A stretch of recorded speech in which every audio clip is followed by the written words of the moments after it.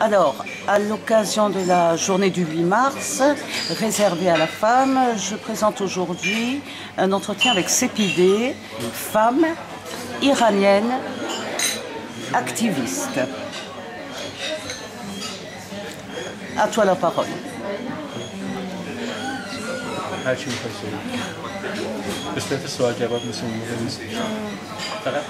Sepideh, je voudrais savoir, ça fait un an environ qu'elle est ici sur Dijon.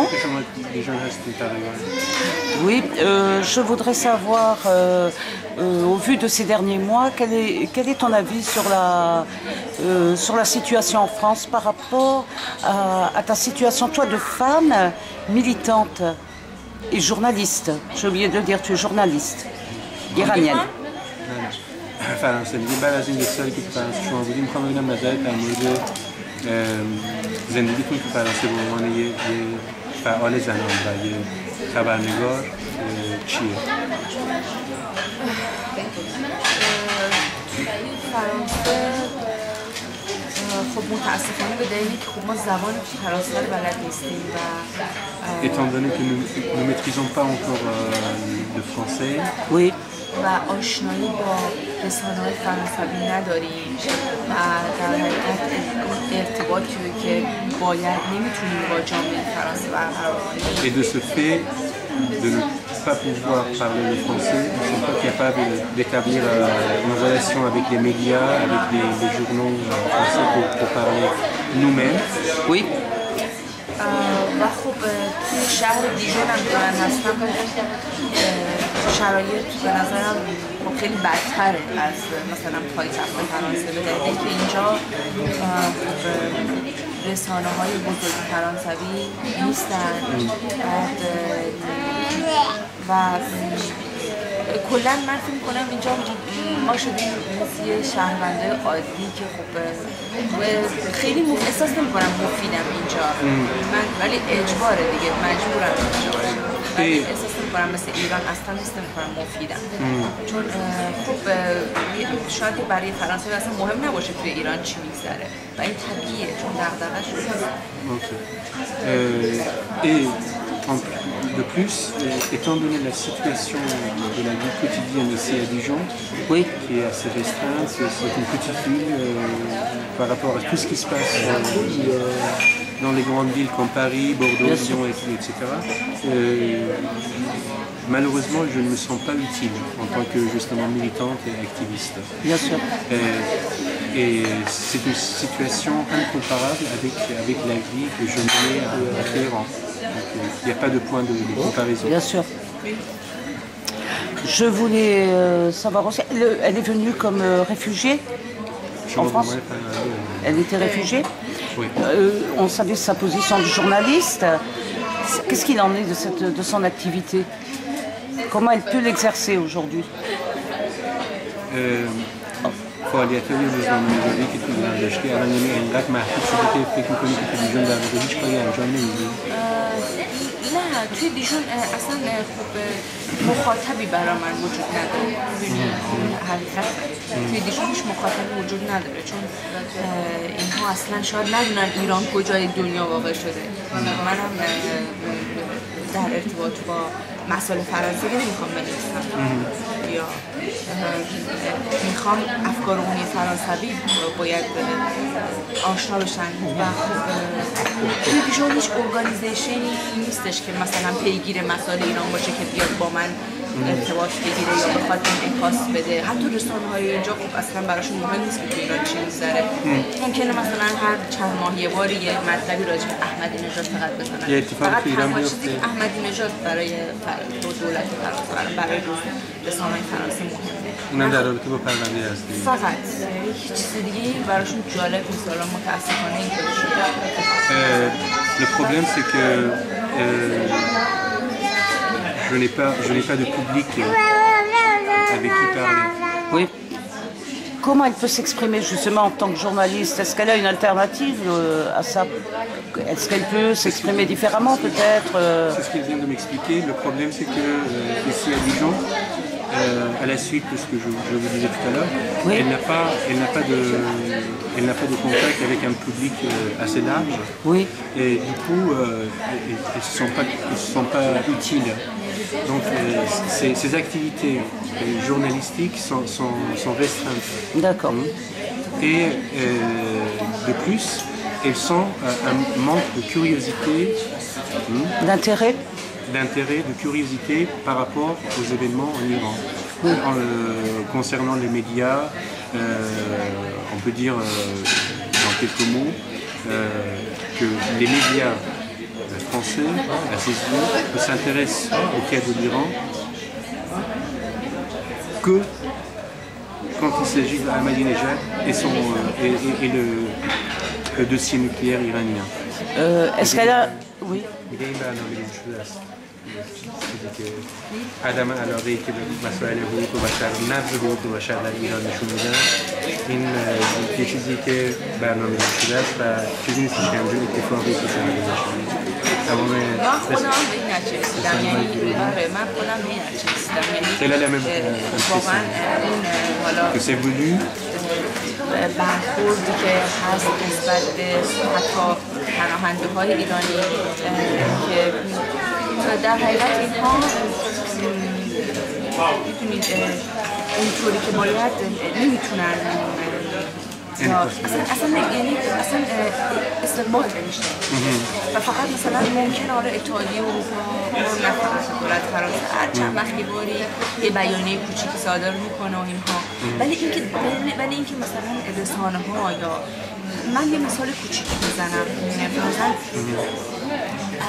چند وقت پیش یه مثال میزنم چند وقت پیش یک مارک کریستیان دیور رو میشناسید این یکی از این گالیانو خودم استفاده نمی‌کنم گالیانو یکی از این در واقع کسایی که توی این شرکت معروفه این توی محفل خیلی خصوصی یه حرفی مثلا راجع به مثلا یه چیز کوچولو گفت من هیتلر رو مثلا دوست دارم یه مثلا شخصیش هم اساسا بعد مثلا اینو چجور مثلا این موج رسانه راجع به این راه میفته چجور مثلا تمام رسانه ها رو شکار میکنن توجه بهش میکنن بعد آخر ما مجبور میشه این طرف اخراج بشه و به این عنوان که ممکنه این آدم یهودی ستیز باشه در صورتی که این شرایط به مراتب بدتر از لحاظ حقوق بشر تو ایران هست که حالا اگرم کسی مثلا بیاد علیه فرضاً آزادی خواهای ایرانی حرف بزنه یا مثلا حتی بیاد از احمدی‌نژاد و دیکتاتورای حمایت بکنه اصلا برای مثلا هیچ رسانه‌ای مهم نیست که فرضاً اون شخص داره مثلا یک شرکتی مثلا بیاد با دولت ایران رابطه داشته باشه دولتی که این همه مردمش ثبت میکنه این همه اعدام میکنه معروفه حقوق بشر رو رسما زیر پا میذاره اصلا هیچ وجودنامه‌ای هیچ رسانه‌ای هیچ تلویزیونی حتی اعدام‌ها توی ایران توی رسانه‌های فرانسوی انعکاس نداره خیلی وقتا دیدم که به چشمم دیدم رسانه مثلا دقت کردم شبکه‌های مهم فرانسوی حتی اعدام‌های ایران رو اصلا اعدام‌های سیاسی حتی نه اعدام‌های معمولی حالا بگذارید اعدام‌های معمولی Il compare la violation des droits de l'homme dans un pays comme l'Iran au cas récemment, celui qui était à la maison de Christian Dior. Galliano. Celui-là, il a été mis sous les feux de la rampe et les exécutions des prisonniers politiques ou même des prisonniers normaux ne sont même pas mentionnés dans les médias, dans les journaux français. Alors qu'on bavardait pendant plusieurs jours des propos antisémites, son amour pour Hitler, etc., etc. Tout a été, comment dire, occulté, masqué. Oui, tout a été focusé là-dessus, alors que l'Iran tombait dans l'oubli. Oui. Et il a raison, regardez, depuis les manifestations de l'année 2009, oui. On n'entend plus rien. C'est vrai. On n'entend plus rien. Je voudrais aborder les événements qui ont pu se passer au vu de ces dernières semaines en Iran. Est-ce que vous pouvez me dire quelque chose? در مورد وقایع چند روز اخیر و چند هفته اخیر در ایران به خصوص بعد از جریان 22 بهمن بعد 25 بهمن بعد اول اسفند همیشه بیشتری پیش اومده بهمون En termes manifestation de manifestation, de la situation des militants, la femme aussi, c'est le jour. در مورد راجع به زنان بعد از اینکه ایران بعد از انتخابات و سرکوبی که انجام شد اگه کابل رو ببره من خیلی خوشحال میشم چون میدونه من الان خیلی بعد از اینکه خب توی ایران بحث بعد از حوادثی تو تونس و مصر افتاد مردم تصمیم گرفتن برای حمایت از این قیام‌هایی که اتفاق افتاده تو شهر عربی حمایت کنن نظر و اومدن تو خیابون ولی خب شدیداً سرکوب شده. 25 بهمن. Justement, par rapport à tout ce qui se passe dans le monde arabe, et comme les Iraniens suivent avec intérêt, avec curiosité tout ce qui se passe en Tunisie, en Égypte, après maintenant en Libye, pour manifester leur solidarité avec ces peuples, en soulèvement, ils sont descendus dans les rues pour à la fois exprimer leur solidarité avec ces peuples et revendiquer leurs droits pour la démocratie, pour plus de liberté d'expression et comme chaque fois ils sont réprimés violemment par les forces de sécurité. Comment ont été perçus les mouvements dans le monde arabe? La Tunisie, l'Égypte, la Libye, comment ça a été perçu en Iran? par la population, etc. روایی که توی کشور گفته که اتفاق افتاده از طرف ایرانیای داخل چه انعکاسی داشته؟ غیر ایرانیای داخل چه انعکاسی داشته؟ چجوری عکس من نشون دادن؟ خیلی مهم بوده این اتفاقات به دلیل اینکه مردم داخل و مخالفین توی ایران و کسایی که دفاعان تغییرات توی ایران هستن فکر میکنن که ملت ایران هم میتونن مثل خیلی از کشورهایی که تحت دیکتاتوری بودن اگر مبارزه کنن، اگر تلاش بکنن بتونن شرایط رو تغییر بدن. ولی بدبختانه سرکوب ایران خیلی شدیده و خب متاسفانه انعکاس اخبار ایران اصلا مثل مصر و تونس نیستش. خب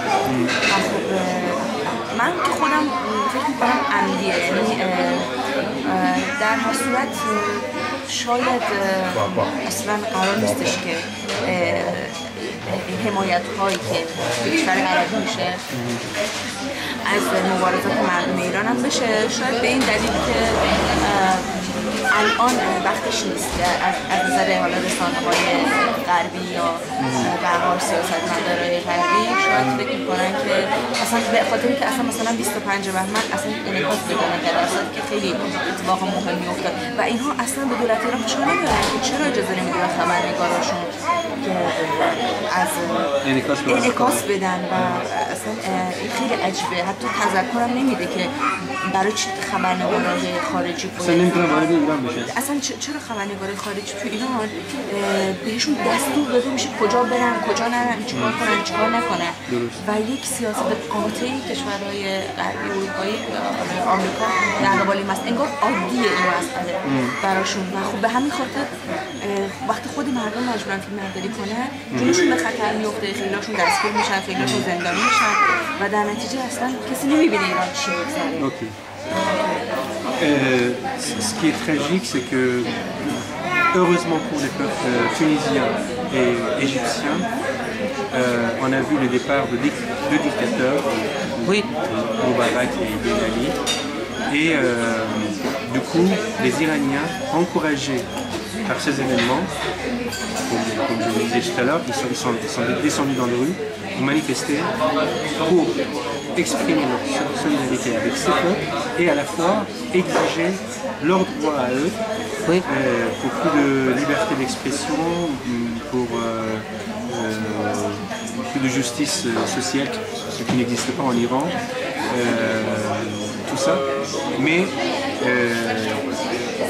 ce qui arrive en Iran est incomparable parce que malheureusement les médias français ne transmettent pas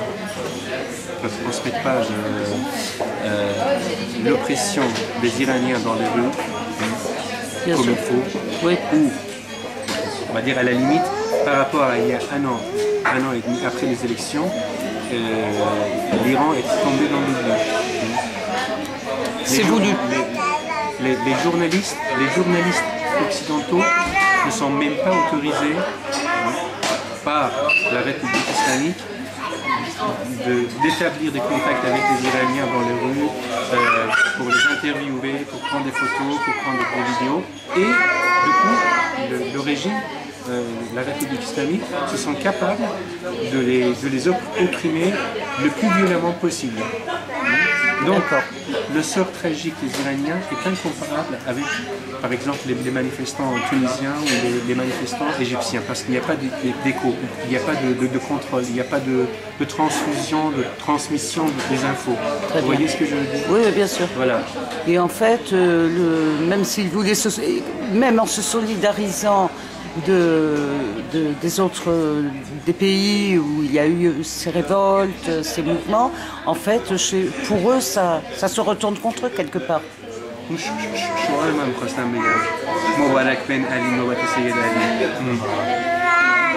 L'un des slogans improvisés par les Iraniens, juste pour vous donner un exemple, dès qu'il y a eu un soulèvement dans ces pays, en Tunisie, en Égypte, et les Iraniens qui ont vu le départ de ces deux dictateurs, d'abord Ben Ali et après Moubarak, ont crié à haute voix dans les rues, hier Ben Ali, aujourd'hui Moubarak, demain Seyed Ali. Seyed Ali qui? Khamenei, le dictateur iranien. Du coup, toutes ces manifestations ont débouché sur des affrontements violents avec les forces de sécurité. À tel point que certains gens ont utilisé des cocktails Molotov, ce qui, à ma connaissance, n'était jamais arrivé en Tunisie ni en Égypte. Des cocktails Molotov. Voilà. Donc la violence contre la violence. Pour conclure, je voudrais savoir quel est le message qu'elle voudrait émettre ce soir.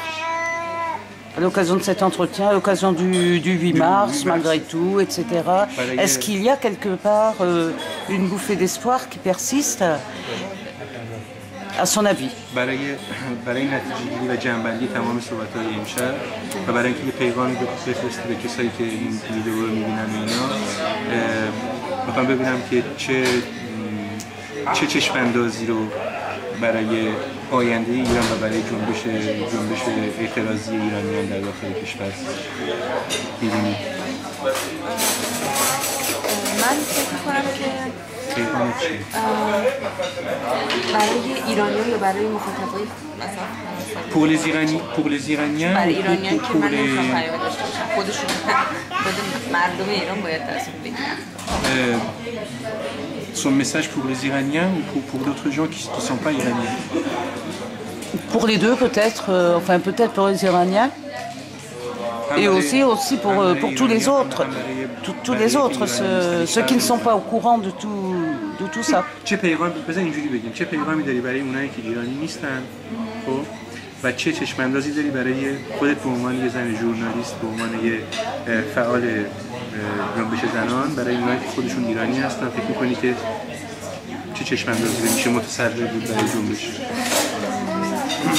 من فکر می‌کنم که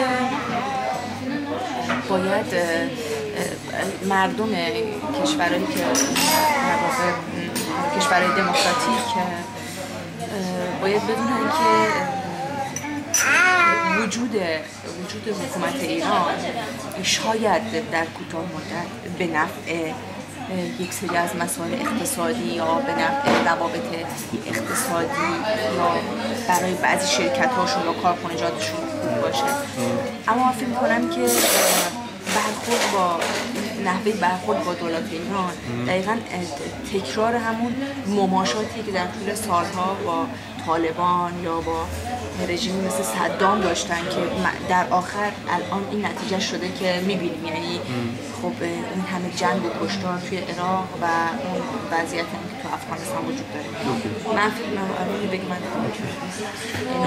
این به خاطر یعنی من فکر این به خاطر بی‌تفاوتی در واقع افکار عمومی غرب بود که الان توی همچین شرایطی قرار گرفتند و اگر زودتر به این مسئله توجه می‌کردن و این رو از ریشه خشک می‌کردن همون زمان که کلید این حکومت قبل از اینکه قوی بشن اینها رو ضعیف می‌کردن و از مردمشون حمایت می‌کردن مسلماً الان سربازان آمریکایی غربی تو افغانستان الان کشته نمی‌شدن و همین اشتباه رو دارن در مورد ایران هم می‌کنن. Alors elle transmet d'abord un message on va dire aux gouvernements occidentaux, non pas aux occidentaux, mais aux pays, aux régimes occidentaux, oui. qui sont soit indifférents, soit très modérés avec la République islamique en ce qui concerne leurs intérêts économiques, politiques, stratégiques, pour ne pas perdre le contact avec les idéologues, avec les diplomates de la République islamique. C'est une menace contre la paix, l'existence même de la République islamique. C'est une menace contre la paix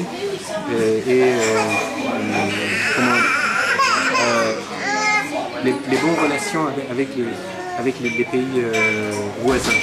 Oui. Elle donne l'exemple de l'Afghanistan et de l'Irak. Tant que si les gouvernements occidentaux avaient réagi plus vite, plus tôt, avant la chute de Saddam, il n'y aurait pas tant de victimes de deux côtés. Et les soldats des grandes puissances, on va dire, mondiales, et les Irakiens. De même en Afghanistan. Oui. Donc pour conclure, il vaut mieux réagir le plus vite possible contre un régime qui ne connaît pas le terme de dialogue. جمله آخر میگم که با رژیمی که از لغت دیالوگ چیزی نمیفهمه و چیزی نمیدونه نمیشه بیشتر از این مماشات کرد. بحث مماشات نیست. ببینید وقتی که مبارزات مردم ایران، وقتی که کسایی که تو ایران کشته میشن یا زیر حکم اعدام هستن یا شکنجه میشن صداشون رو نمیرسونن به گوش افکار عمومی مردم خودشون و به نظر من اینه به خاطر منافع اقتصادی کوتاه مدتشون غربی. آره و من فکر می‌کنم که اگر روزی برسه که دولت ایران شرایط وجود بیاد که دولت ایران امنیت کشورهای غربی یا کشور دموکراتیک رو تو هر نقطه از جهان به خطر بیاندازه، اون وقت به نظر من مردم باید بدونن که دولت‌ها و رسانه‌های خودشون مقصر هستن که امروز در واقع صدای مردم ایران رو و مبارزات مردم ایران رو حمایت نکردن و فقط به دادن بیانیه‌ها و حرفایی که اصلا ممکنه به گوش 10-5% مردم خودشون هم نرسه اکتفا کردن و حتی مثلا توی سازمان ملل هیچ مانوری نمیدن. محکوم کردن ایران از لحاظ حقوق بشر چیزی نیست که به گوش مردم خودشون برسه. یه مثال کوچیک بزنم. الان مثلا منصور اوسانلو توی ایران این آدم الان رسما برادرش رو یک زندانی سیاسیه که در واقع به خاطر فعالیت کارگری و سندیکای سندیکای فرانسه تا چه حد دارن تلاش میکنن بر آزادی این آدم. چند تا مانیفستاسیون تو فرانسه برای آزادی منصور اوسانلو به وجود اومده که دولت ایران بفهم خودش جرئت نده برادر منصور اوسانلو تو روشن بدزده، ولی اصلا رسانه‌های فرانسه رو نمیخوان، سراغ ما هم نمیاد چون براشون اولویت نداره. Elle donne l'exemple d'un cas parmi nous,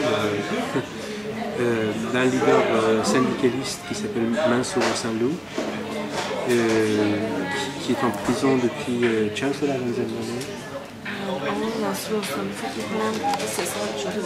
depuis 3 ans et qui a été condamné à 6 ans de prison et qui est en prison depuis 3 ans, dont le fait qui n'a rien à voir avec ses activités politiques ni ses activités syndicales, a été kidnappé dans la rue et on ignore ce qu'il est devenu.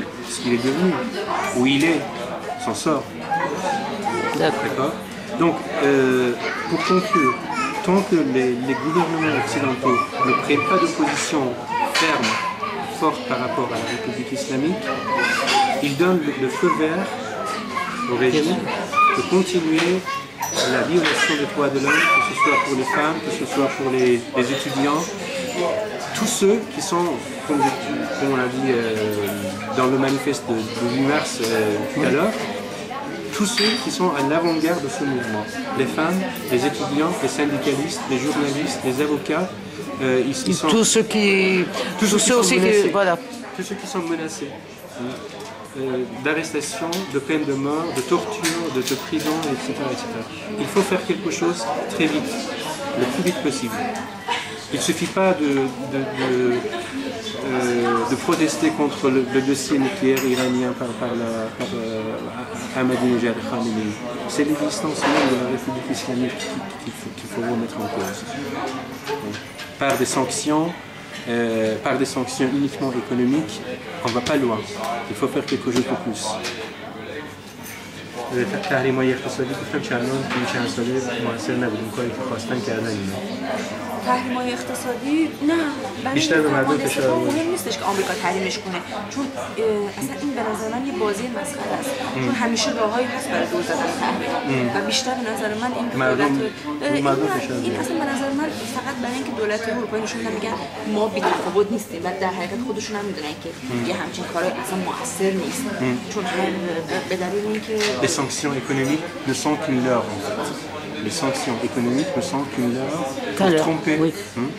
pour tromper les citoyens de ce pays, pour montrer, oui, vous voyez, on est contre la République islamique, on fait quelque chose, mais au fond, la République islamique, elle est capable de tourner toutes ces sanctions. Et moi, j'ajoute à ce que disait cette idée, moi je dirais que même ces sanctions économiques pèsent plutôt sur le peuple iranien que sur le régime des ayatollahs. L'inflation, la montée des prix, etc. etc. Donc c'est pas efficace, il faut penser autre chose. C'est pas par l'intervention militaire qu'on va éliminer la République islamique. On n'est pas pour ça non plus. برای حمله نظامی به ایران میگم این هم راهش نیست برای از بین بردن من به نظر من اصلا رسانه‌های غربی رسانه‌های کشورهای بزرگ اگر بخوان تمرکزشون رو روی مسائل ایران بذارن حتما دولت ایران عقب نشینی کنه چون دولت ایران نشون بده زمانی که ببینه افکار عمومی بین‌المللی علیه‌اش داره تعریف بشه بلافاصله عقب نشینی میکنه و این به خاطر اینکه این ژست رو گرفته که میخواد از دولت از مردم کشورهای نمیدونم عربی و اینها یا مثلا رو دفاع میکنه و زمانی که ببینه تو موقعیتی قرار گرفته که نشون داده میشه که این دولت چقدر منفوره بلافاصله عقب نشینی میکنه ولی متاسفانه این انگیزه اصلا نه تو رسانه‌ها و نه در سطح حتی روشنفکرای غربی نیستش که بیان نشون بدن که تو ایران چی داره میگذره که حداقل دولت ایران بدونه که بی هزینه نیست این کاراش فقط در سطح چهار تا سیاستمدار نیستش